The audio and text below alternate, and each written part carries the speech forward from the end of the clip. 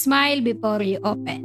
Sa isang maliit na bayan kung saan ang araw ay laging may dalang liwanag at ang hangin ay puno ng tawanan, may isang lumang aklatan na matagal nang nakatayo sa gitna ng plaza.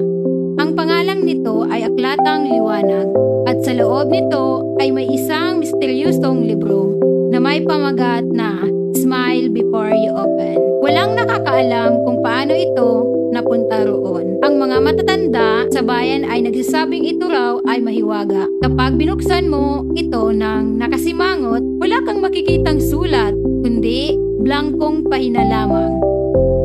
Ngunit, kung bubuksan mo ito ng may ngiti, isang kwento ang lilitaw.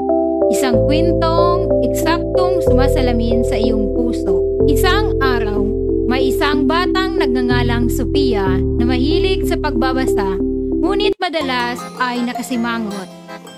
Sa kanyang pananaw, puno ng problema ang mundo. Mga aralin sa paaralan, mga gawaing bahay, at ang pakiramdam na hindi siya nauunawaan ng iba. Isang hapon, sa paghahalungkat ng mga libro, natagpuan niya ang Smile Before You Open. Inutusan pa ako. Ngumiti bago buksan. Anong klaseng libro to? Bulong niya. Ngunit dahil sa kanyang kuryosidad, sinubukan niyang buksan ito.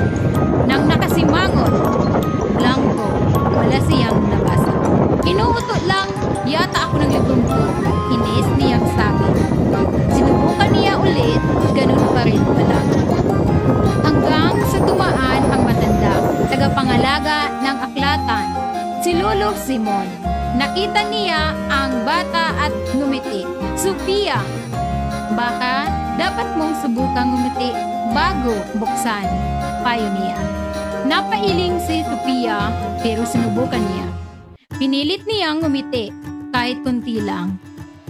Sa kanyang pagkagulat, unti-unting lumitaw ang mga salita sa pahina. Isang kwento ang nabuo.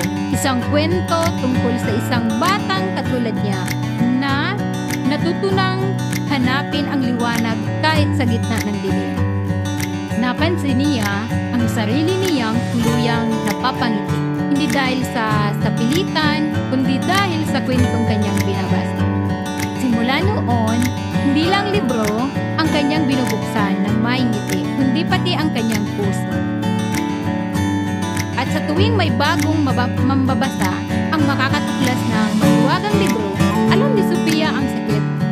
Hindi lang mga pahina ang nagbubukas kapag ito'y nakangiti, kundi pati ang posibilidad ng isang may maliwanag